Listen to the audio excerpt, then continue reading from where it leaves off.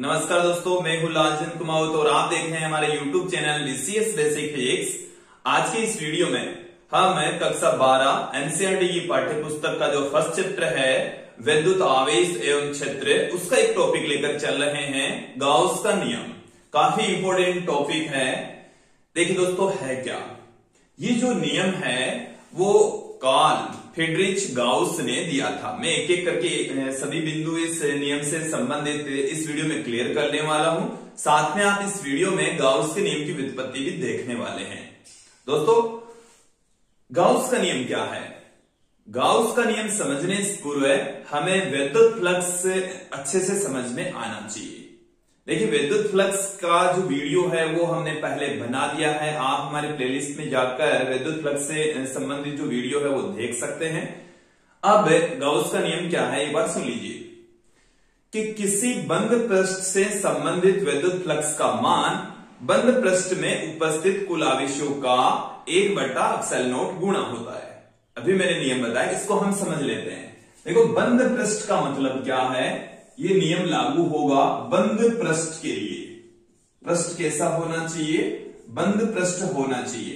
अर्थात इस बंद पृष्ठ को एक बार समझ लीजिए कि ऐसा पृष्ठ जिसका क्षेत्रफल भी हो और उस क्षेत्रफल के अंदर आयतन समाहित होता हो। उसमें क्या समाहित होना चाहिए?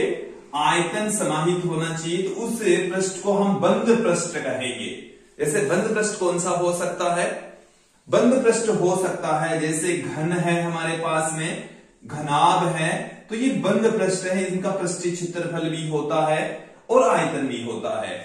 उसी प्रकार से ही गोला है, बेलन है, शंकु है, ये जो पृष्ठ हैं वो बंद पृष्ठ का निर्माण करते हैं। तो बंद पृष्ठ का मतलब यह है कि एक ऐसा पृष्ठ जिसमें आयतन समाहित हो सकता है, तो उस पृष्ठ को हम बंद पृष्ठ कहेंगे। जैसे कोई वर्त होता है या आयत होता है, तो ये बंद पृष्ठ नहीं है, इनके केवल क्षेत्रफल होते हैं, इनमें आयतन नहीं होता। तो बंद पृष्ठ का मतलब क्लियर कर लीजिए कि ऐसा पृष्ठ जिसमें पृष्ठीय क्षेत्रफल के साथ में उसका आयतन भी हो, बंद पृष्ठ होगा। क्लियर? अब देखिए दोस्तों, गाउस का नियम क्या कहता है कि ये जो बंद पृष्ठ है, उस बंद पृष्ठ से संबंधित विद्युत फ्लक्स का मान उस बंद पृष्ठ में, जैसे इस पूरे बंद पृष्ठ के अंदर उपस्थित जो कुल आवेश है वो है समेशन Q। जैसे मान लीजिए कि यहां पर Q1, Q2, Q3, Q4 इस तरीके से आवेश मौजूद है। तो जो कुल आवेश होगा, कुल आवेश को हम समेशन Q से लिख रहे हैं, जो कि Q1 plus Q2 plus Q3 plus Q4 इस फॉर्म में होगा।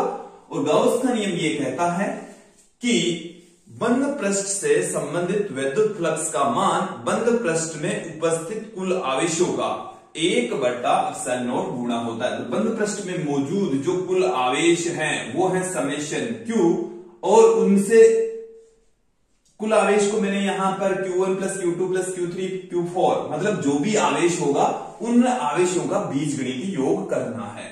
क्लियर? तो समेशन Q और समेशन Q का 1/ε0 गुणा होता है। यह है गाउस का नियम, जो निर्वात या वायु के लिए है। इसको क्लियर कर लीजिए। तो गाउस का नियम एक बार फिर से सुन लीजिए कि किसी बंद पृष्ठ से संबंधित विद्युत फ्लक्स का मान बंद पृष्ठ में उपस्थित कुल आवेशों का 1/ε0 गुणा होता है। तो बंद पृष्ठ में उपस्थित कुल आवेश है समेशन Q और उसका 1/ε0 गुणा वही है विद्युत फ्लक्स, और यही है गाउस का नियम। तो दोस्तों, ये था गाउस का नियम। इससे संबंधित कुछ महत्वपूर्ण बातें गाउस का नियम में यहां पर पुट कर देता हूं। देखिए, ये जो नियम है वो गाउस के द्वारा दिया गया था। इनका पूरा नाम है कार्ल फ्रीडरिच गाउस। कार्ल फ्रीडरिच गाउस इनका पूरा नाम है। नियम क्या है? नियम का जो स्टेटमेंट है वो क्या है? उससे पहले इस नियम के अंदर देखिए क्या बताया गया? विद्युत आवेश, जैसे हम Q से लिख रहे हैं, विद्युत आवेश तथा विद्युत फ्लक्स में ये संबंध स्थापित करता है। विद्युत आवेश और विद्युत फ्लक्स में ये संबंध को बताता है। जो गाउस का नियम है वो विद्युत फ्लक्स का मतलब तो हो गया है फाई, और आवेश का मतलब हो गया समेशन Q। कुल आवेश को समेशन Q से लिखा है। तो आवेश और विद्युत फ्लक्स के मध्य संबंध स्थापित करता है। ये नियम दोनों के मध्य रिलेशन को बताता है। अब नियम क्या है यहां पर मैंने बता दिया है, अब मैं यहां पर पुट कर देता हूं। देखिए कि निर्वात आप ले लीजिए या वायु आप ले लीजिए, निर्वात ले सकते हैं, वायु ले सकते हैं, वहां तक तो आएगा अपसल नोड। जैसे ही आप कोई माध्यम लेंगे तो माध्यम की विद्युतशीलता यहां पर आएगी। तो देखिए यहां पर मैं पुट कर रहा हूं, निर्वात या वायु में स्थित किसी बंद पृष्ठ से, स्थित किसी बंद पृष्ठ से संबद्ध, मतलब उससे जुड़ा हुआ, उससे रिलेटेड विद्युत फ्लक्स का मान, विद्युत फ्लक्स का मान उस बंद पृष्ठ में, उस बंद पृष्ठ में उपस्थित, उस बंद पृष्ठ में उपस्थित कुल आवेशों का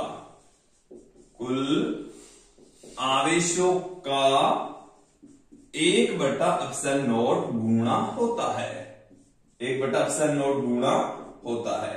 यह है गाउस के नियम का स्टेटमेंट कि किसी बंद पृष्ठ से संबंधित विद्युत फ्लक्स का मान उस बंद पृष्ठ में उपस्थित कुल आवेशों का 1/ε0 गुणा होता है। गाउस के नियम का स्टेटमेंट एकदम क्लियर हो गया होगा। अब इसको जो हमने गणितीय रूप में लिखा है, वो गणितीय रूप क्या है, गणितीय रूप देख लीजिए इसका। गणितीय रूप वैसे हमने पहले पुट कर दिया है, एक बार फिर से मैं यहां पर लिख देता हूं, phi equal to summation q upon में एप्सिलॉन नॉट। ये गाउस के नियम का गणितीय रूप हो गया है दोस्तों। अब यहां पर आप देखेंगे कि जैसे मान लीजिए कि जो बंद पृष्ठ है वो किसी माध्यम में उपस्थित है, तो क्या होगा। एक बार फिर से मेरी बात को सुन लीजिए कि यदि ये जो बंद पृष्ठ है वो किसी माध्यम में है, जैसे वायु भी एक माध्यम है, लेकिन वायु की जो विद्युतशीलता होती है वो निर्वात की विद्युतशीलता के बराबर ही होती है, लगभग सेम ही होती है, इसलिए ज्यादा डिफरेंस नहीं होता। तत्पश्चात हम वायु या निर्वात के लिए तो सेम ही लेकर चलते हैं, लेकिन जब ये जो बंद पृष्ठ है वो किसी माध्यम में उपस्थित होता है तो क्या हो जाएगा। देखिए कि यदि बंद पृष्ठ किसी माध्यम में उपस्थित हो, किसी माध्यम में उपस्थित हो, किसी माध्यम में उपस्थित हो, तो क्या होगा।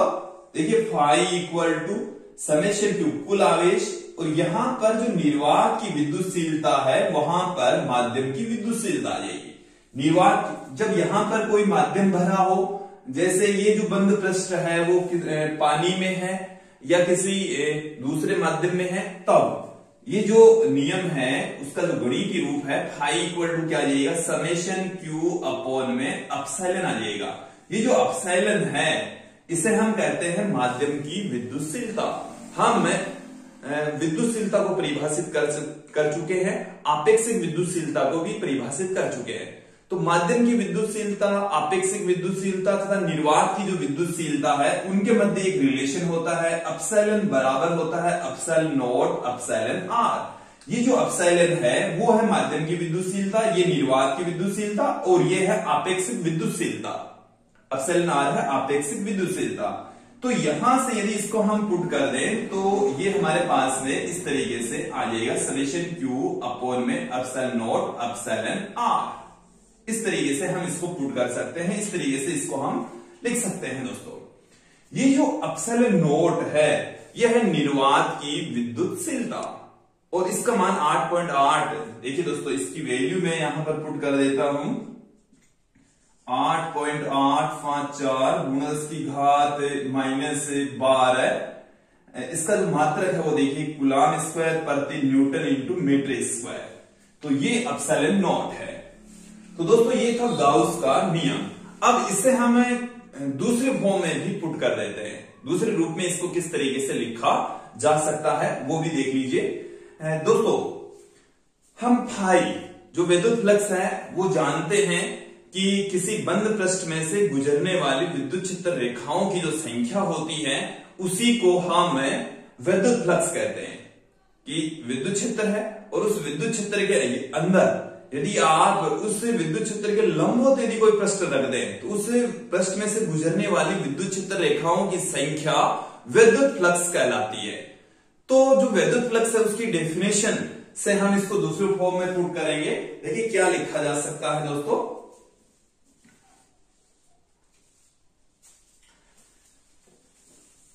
हम यहां पर जो गणितीय रूप है वो दूसरी फॉर्म में देखो कैसे लिख सकते हैं। हमारे पास में है phi equal to summation q upon epsilon naught, और फाई बराबर हम जानते हैं क्या होता है, E vector dot DS vector का समाकलन। दोस्तों इसको समझो आप कि ये विद्युत फ्लक्स की परिभाषा से हमने लिखा है। विद्युत फ्लक्स की डेफिनेशन यह कहती है कि विद्युत क्षेत्र के लंबवत रखे एकांक पृष्ठीय क्षेत्रफल में से गुजरने वाले विद्युत क्षेत्र रेखाओं की संख्या विद्युत फ्लक्स कहलाती है, और इसको हम इस फॉर्म में पुट कर सकते हैं। यहां पर जो गाउस के नियम में जो विद्युत फ्लक्स है वो बंद पृष्ठ के लिए लागू होता है। किसके लिए लागू होता है, बंद पृष्ठ के लिए लागू होता है। तो यहां पर ये जो समाकलन होगा वो बंद पृष्ठ समाकलन होगा। समाकलन कैसा होगा, बंद पृष्ठ समाकलन। इसका मतलब भी समझ लीजिए, ये जो समाकलन होता है इसको हम कहते हैं बंद पृष्ठ समाकलन। पृष्ठ समाकलन। देखिए दोस्तों यहां पर डीएस है, इसका मतलब यह है कि क्षेत्रफल के रेस्पेक्ट समाकलन हो रहा है, लेकिन यहां पर जो क्षेत्रफल है वो बंद पृष्ठीय क्षेत्रफल है, बंद क्षेत्रफल है। तो यहां पर जो समाकलन होगा वो बंद पृष्ठ समाकलन कहलाता है। और उस बंद पृष्ठ समाकलन को, जो समाकलन का निशान है उसमें एक क्लोज लूप इस तरीके से दिखा देंगे जिसे हम बंद पृष्ठ समाकलन कहेंगे। इसको दिमाग में फिर बिठा लीजिए, ये एक अलग से कुछ नहीं है, समाकलन की भांति ही समाकलन है, केवल यहां पर हमने बीच में इसमें क्लोज लूप दिखा दिया। इसका मतलब है कि ये बंद पृष्ठ समाकलन है और ये बंद लूप के लिए, बंद पृष्ठ के लिए लागू होता है। क्लियर।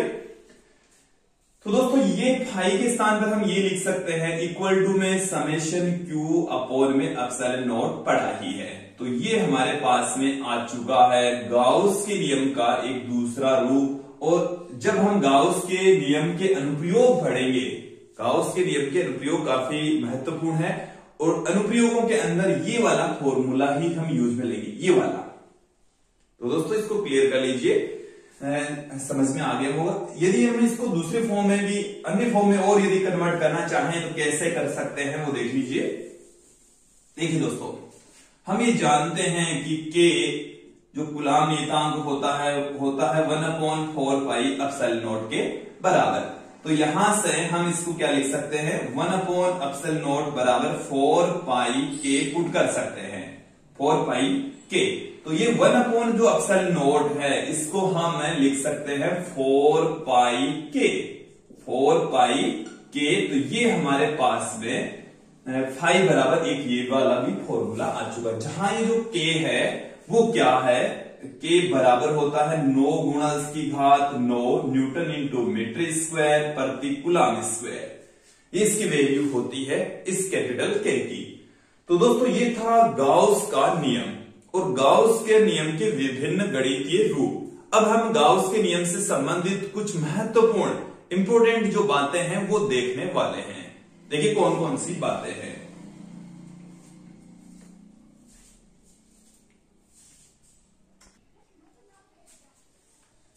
गाउस के नियम से संबंधित महत्वपूर्ण जो तथ्य हैं वो अब हम आपके सामने रखते हैं। कुछ जो इंपोर्टेंट पद हैं वो देखिए, महत्वपूर्ण तथ्य। देखिए दोस्तों गाउस का नियम वहां लागू होगा जहां पर कूलाम का नियम लागू होता है। कूलाम का व्युत्क्रम वर्ग नियम जहां कहीं पर भी लागू होता है केवल उन्हीं स्थानों पर ही गाउस का नियम लागू होगा, अन्यथा नहीं होगा। इसके साथ में गाउस का नियम निर्वात में भी लागू होता है और माध्यम में भी लागू होता है। ये दूसरा बिंदु है। गाउस के नियम को लागू करने के लिए हमें एक बंद पृष्ठ की परिकल्पना करनी पड़ेगी। बंद पृष्ठ के लिए ही लागू होता है और उस बंद पृष्ठ को हम गाउसीय पृष्ठ कहेंगे। उस बंद पृष्ठ को क्या कहा जाता है? गाउसीय पृष्ठ कहा जाता है। दोस्तों एक एक करके मैं सभी बिंदुओं को क्लियर करता जाता हूं, समझ लीजिए। जो पहला महत्वपूर्ण बिंदु है वो क्या है कि कूलॉम का नियम जहां कहीं पर भी लागू होता है वहीं गाउस का नियम लागू होता है।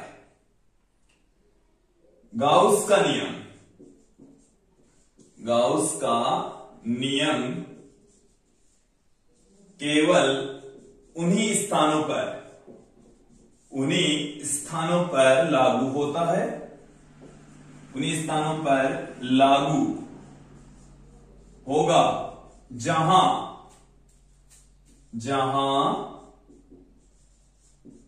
कूलॉम का व्युत्क्रम वर्ग नियम लागू होता है। व्युत्क्रम वर्ग नियम लागू होता है। दूसरा महत्वपूर्ण बिंदु क्या है? देख लीजिए।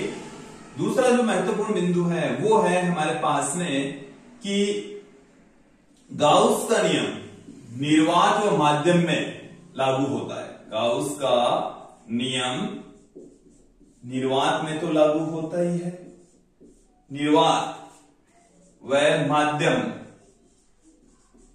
में लागू होता है। तीसरा जो महत्वपूर्ण बिंदु है वो देख लीजिए, हमने आपको बताया गाउसीय पृष्ठ के बारे में। गाउसीय पृष्ठ क्या है कि एक ऐसा पृष्ठ जो इसका क्षेत्रफल तो होगा ही होगा, साथ में उसमें आयतन भी समाहित होना चाहिए।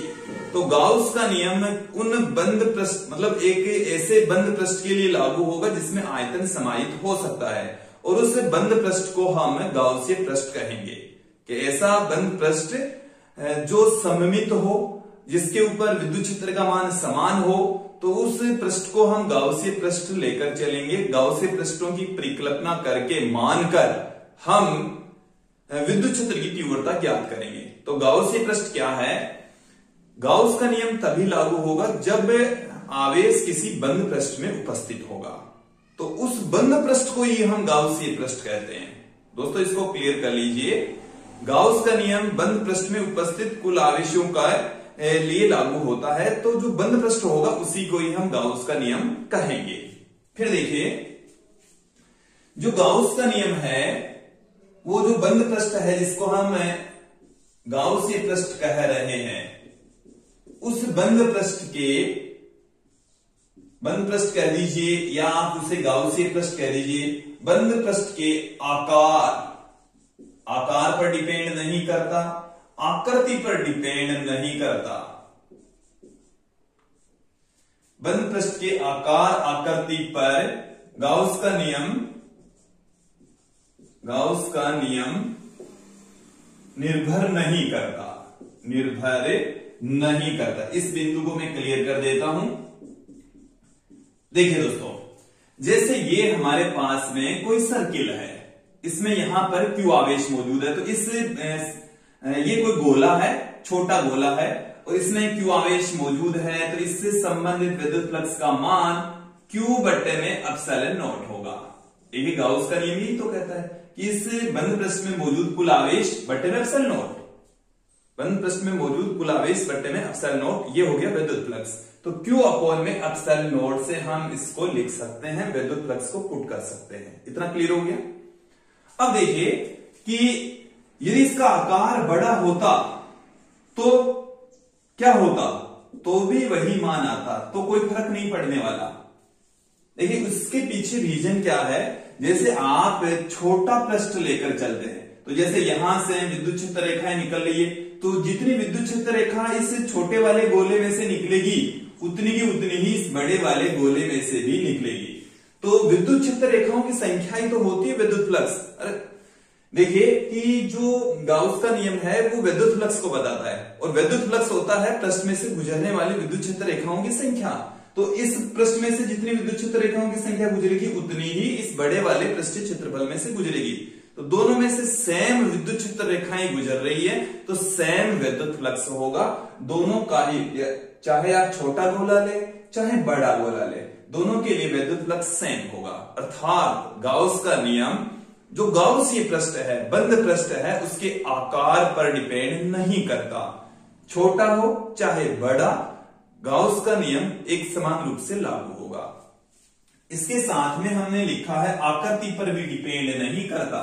जैसे यहां पर आपने गोला लिया, गोले के स्थान पर यदि आप बेलन के अंदर इस आवेश को रखते तो भी विद्युत फ्लक्स का मान Q/ε0 ही होगा, क्योंकि इस बेलन में से गुजरने वाले विद्युत क्षेत्र रेखाओं की संख्या भी उतनी ही होगी जितनी इस गोले में से गुजरती है। तो दोनों के लिए विद्युत फ्लक्स सेम होगा। अर्थात जो गाउसीय पृष्ठ हम ले रहे हैं उसकी आकृति पर डिपेंड नहीं करता, आकार पर निर्भर नहीं करता। अगला जो बिंदु है वो देख लीजिए क्या है। देखिए दोस्तों, पांचवा और जो महत्वपूर्ण बिंदु है वो है आवेश की स्थिति। गाउस का नियम है वो आवेश की स्थिति पर भी डिपेंड नहीं करता। इसका मतलब भी समझ लीजिए कि जैसे ये हमारे पास में यहां पर कोई आवेश है तो इसके लिए विद्युत फ्लक्स का मान होगा Q/ε0, क्योंकि इस बंद पृष्ठ के अंदर मौजूद कुल आवेश तो कितना है Q/ε0। ये हो गया थाई। अब यदि यही आवेश इस जगह पर मौजूद होता तो क्या होता, तो भी विद्युत फ्लक्स तो सेम ही होता, विद्युत फ्लक्स में कोई बदलाव नहीं आता। इसका मतलब ये हो गया है कि गाउस का नियम में बंद पृष्ठ में उपस्थित आवेश की स्थिति पर निर्भर नहीं करता।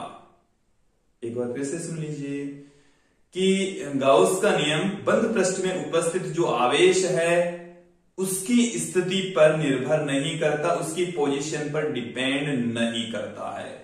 तो इस तरीके से हमने इसको समझा दिया कि आवेश की स्थिति पर भी निर्भर नहीं करता, गाउस के नियम के लिए है। मैंने ये शॉर्ट में लिख दिया है, निर्भर नहीं। फिर देखिए अगला जो बिंदु है वो क्या है कि गाउस का नियम आवेश की मात्रा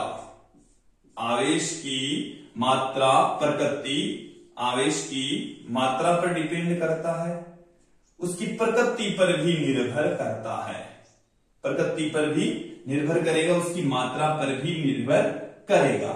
देखो तो यहां पर मैं यहां से इनको हटा देता हूं।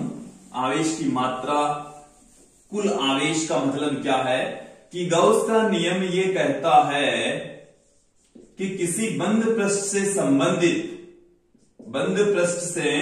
संबंधित जो विद्युत फ्लक्स है वो उस बंद पृष्ठ में मौजूद कुल आवेशों का 1/ε0 गुणा होता है। इसको दिमाग में फिट बिठा लीजिए, ये नियम बार बार यूज में आएगा, न्यूमेरिकल क्वेश्चनों में भी आएगा, साथ में इसके 3 अनुप्रयोग भी हैं। तो इस φ Q/ε0 ये दिमाग में फिट कर लीजिए। कुल आवेश जिसको हमने समेशन Q से लिखा है, इस समेशन Q का मतलब क्या है कि जैसे यहां पर Q1, Q2, Q3, Q4 इस तरीके से आवेश उपस्थित है तो उनका बीजगणितीय योग होता है। समेशन Q का मतलब है बीजगणितीय योग। बीजगणितीय योग का अर्थ यह है कि धनावेश को धन चिन्ह के साथ में, ऋणावेश को ऋण चिन्ह के साथ में पुट कर दीजिए तो वो कुल आवेश आ जाएगा। अब आवेश की मात्रा पर डिपेंड करता है, गाउस का नियम है जो ये आवेश कितना है उस पर निर्भर करेगा, साथ में उसकी प्रकृति अर्थात आवेश धनावेश है या ऋणावेश है उसके ऊपर भी डिपेंड करेगा। आवेश की मात्रा के साथ में धनावेश है या ऋणावेश उस पर भी निर्भर करेगा। देखो तो समझो तो, जैसे मान लीजिए कि आवेश जो समेशन Q है वो है धनावेश है तो फ्लक्स बाहर निकलेगा, जो फाई है वो निर्गत फ्लक्स होगा, निर्गत फ्लक्स या ये भी धनात्मक होगा। आवेश धनात्मक तो फाई भी धनात्मक होगा। और जब आवेश ऋणात्मक होगा, आवेश नेगेटिव में होगा, तो ये जो फाई है वो आगत फ्लक्स होगा। देखो एक तो यदि यहां पर इस बंद पृष्ठ के अंदर धनावेश है तो इसमें से जो विद्युत क्षेत्र रेखाएं हैं वो बाहर निकलेगी, विद्युत फ्लक्स को हम निर्गत फ्लक्स कहेंगे। और यदि बंद पृष्ठ के अंदर ऋणावेश है तो विद्युत क्षेत्र रेखाएं इसके अंदर प्रवेश करेगी और उसे हम आगत फ्लक्स कहेंगे दोस्तों। और फ्लक्स वो है वो ऋणात्मक होगा। और कई स्थितियां ऐसी भी हो सकती है कि बंद पृष्ठ में आवेश है वो शून्य होता है, कुल आवेश शून्य होता है। कई बार देखिए ऐसी स्थिति भी आ सकती है कि जैसे मैं एक एग्जांपल के जरिए आप लोगों को समझा दूं कि ये हमारे पास में बंद पृष्ठ है और इसमें कोई वैद्युत द्विध्रुव रखा हुआ है। ये कोई वैद्युत द्विध्रुव है, तो वैद्युत द्विध्रुव के अंदर दो आवेश होते हैं, एक धनावेश होता है, दूसरा उतना ही ऋणावेश होता है और कुल आवेश वैद्युत द्विध्रुव का शून्य होता है। तो वैद्युत द्विध्रुव का जो कुल आवेश है वो शून्य, इसलिए यदि किसी बंद पृष्ठ के अंदर वैद्युत द्विध्रुव को रख दें तो उसमें मौजूद कुल आवेश है वो शून्य हो जाएगा। तो उससे संबंधित जो वैद्युत फ्लक्स है वो कितना होगा दोस्तों, समेशन क्यू अपॉन में एप्सिलॉन नॉट। यह है गाउस का नियम, समेशन क्यू का मान है 0, तो फाई बराबर भी आ जाएगा 0। ये बोर्ड एग्जाम में पूछा गया क्वेश्चन है, एक बार इसको सुन लीजिए, समझ लीजिए कि बोर्ड एग्जाम में ऐसा पूछा गया था कि यदि किसी बंद पृष्ठ के अंदर किसी वैद्युत द्विध्रुव को रख दें तो वैद्युत फ्लक्स का मान क्या होगा। तो बंद पृष्ठ के अंदर यदि हम किसी वैद्युत द्विध्रुव को रख देते हैं तो कुल आवेश शून्य, और कुल आवेश शून्य होने की वजह से वैद्युत फ्लक्स का मान भी शून्य हो जाएगा। तो दोस्तों ये थी गाउस के नियम से संबंधित कुछ महत्वपूर्ण बातें, कुछ इंपॉर्टेंट फैक्ट्स। अब हम देखेंगे गाउस के नियम की व्युत्पत्ति, उसको प्रूफ करके बताएंगे कि गाउस का नियम इस तरीके से क्यों लागू होता है या ऐसे इस फॉर्म में कैसे प्राप्त कर सकते हैं, वो हम कूलाम के व्युत्क्रम वर्ग नियम से फाइंड आउट करने वाले हैं। दोस्तों अब हम यहां पर गाउस के नियम की व्युत्पत्ति देखने वाले हैं। गाउस का नियम हमने देख लिया है, अब उसको हम प्रूफ करेंगे। देखिए गाउस के नियम को प्रूफ करने के लिए हम यहां पर कंसीडर कर लेते हैं कि हमारे पास में एक बंद पृष्ठ है और उस बंद पृष्ठ के अंदर एक स्मॉल क्यू आवेश उपस्थित है। तो देखिए क्या है, हम कंसीडर कर लेते हैं ये हमारे पास में कोई बंद पृष्ठ है और यहां पर इस बंद पृष्ठ में कोई एक ही आवेश है Q, और इस आवेश Q के लिए हम गाउस का नियम ज्ञात कर लेते हैं। फिर हम ये कंसीडर कर लेंगे कि इस बंद पृष्ठ के अंदर बहुत सारे आवेश हैं, उसके लिए भी हम गाउस का नियम देख लेंगे।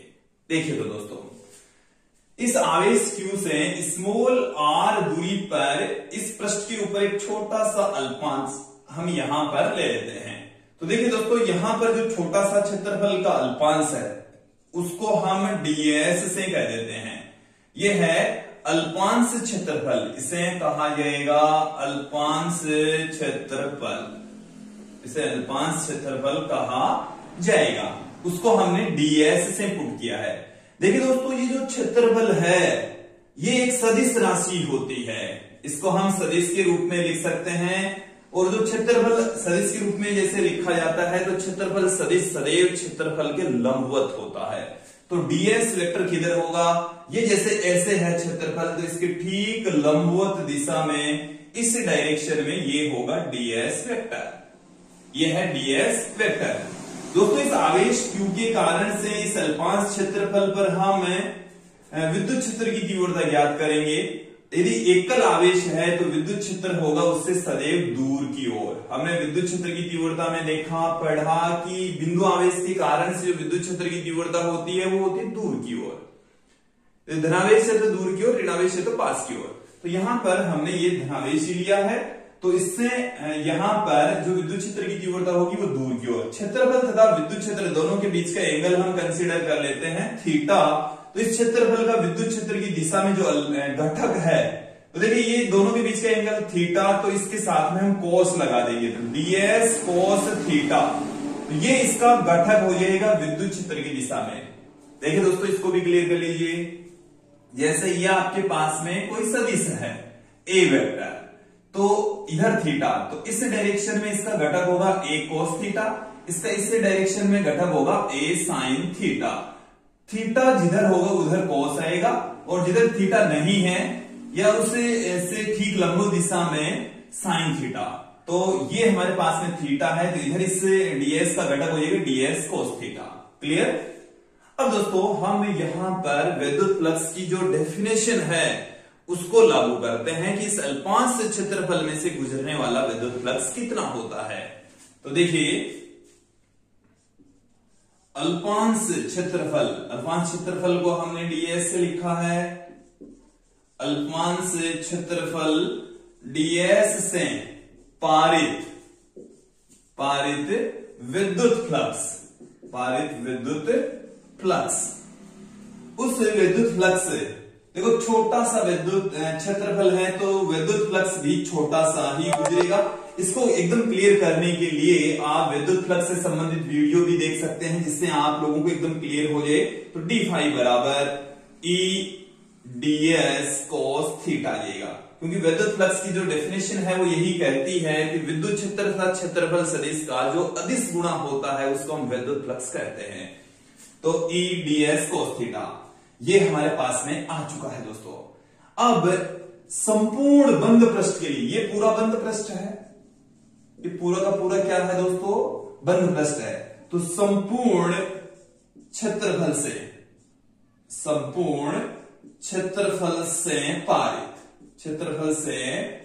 पारित फ्लक्स, जो फ्लक्स है कुल पृष्ठ के लिए, तो उसका हम इंटीग्रेशन कर देंगे E ds cos थीटा, ये हमारे पास में आ चुका है। ये जो संपूर्ण क्षेत्रफल है वो बंद पृष्ठ है, इसलिए यहां पर हमने समाकलन का जो निशान लगाया है वो बंद पृष्ठ समाकलन के रूप में लगाया है दोस्तों। तो इसे हम किस तरीके से लिख सकते हैं, फाई इक्वल टू हमारे पास में आ गया है E ds cos थीटा।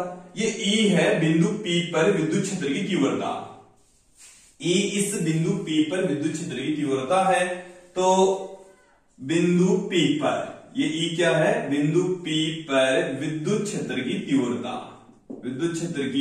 तीव्रता, तो ये बिंदु आवेश के कारण से विद्युत क्षेत्र की तीव्रता का व्यंजक हम जानते हैं 1/4πε0 Q अपॉन में r² होता है। इसकी वैल्यू उठाकर यहां रख दीजिए।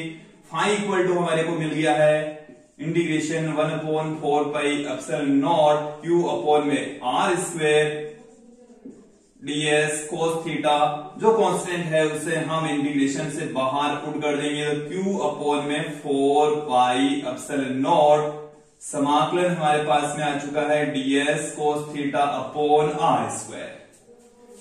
दोस्तों अब यहां पर हम ठोस कोण, जो सॉलिड एंगल है, उसकी डेफिनेशन यूज में लेने वाले हैं, घन कोण की परिभाषा लगाने वाले हैं। एक घन कोण की परिभाषा क्या है कि किसी क्षेत्रफल के द्वारा, ये जैसे कोई क्षेत्रफल है और उस क्षेत्रफल के द्वारा किसी बिंदु पर अंतरित जो कोण होता है उसको हम घन कोण कहते हैं, डी ओमेगा से रिप्रेजेंट किया जाएगा। जैसे ये अल्पांश क्षेत्रफल है, ये क्षेत्रफल कैसा है, अल्पांश क्षेत्रफल है ds, और इसे अल्पांश क्षेत्रफल के द्वारा किसी बिंदु पर अंतरित जो कोण होता है उसको हम ठोस कोण कहते हैं, घन कोण कहा जाता है, सॉलिड एंगल कहा जाता है।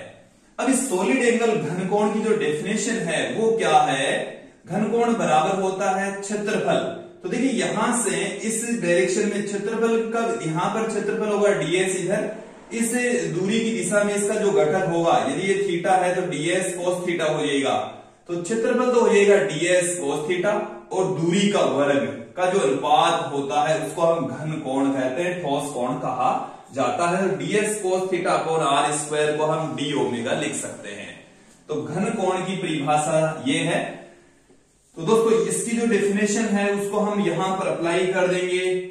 ये जो वैल्यू है ds cos theta upon r², इसके स्थान पर हम ds cos theta upon r² बराबर हम लिख सकते हैं d ओमेगा, जो कि घन कोण है, जिसे हम ठोस कोण भी कह सकते हैं, इसे ठोस कोण भी कहा जा सकता है दोस्तों।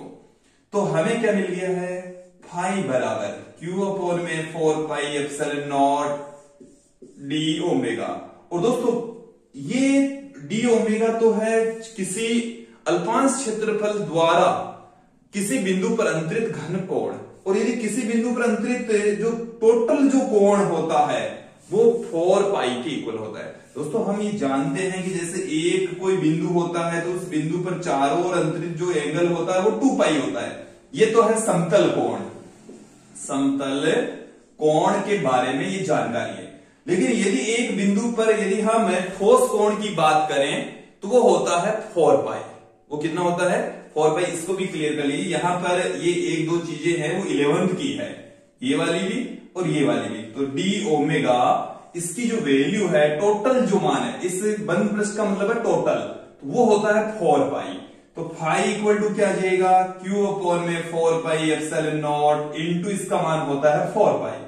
4 पाई से 4 पाई कैंसिल हो गया, फाई बराबर हमें मिल चुका है क्यू अपॉन में एप्सिलॉन नॉट। और यही गाउस का नियम है। यदि यहां पर समेशन क्यू का मान क्यू है तो फाई बराबर आ गया क्यू अपॉन में एप्सिलॉन नॉट। ये गाउस का नियम है दोस्तों।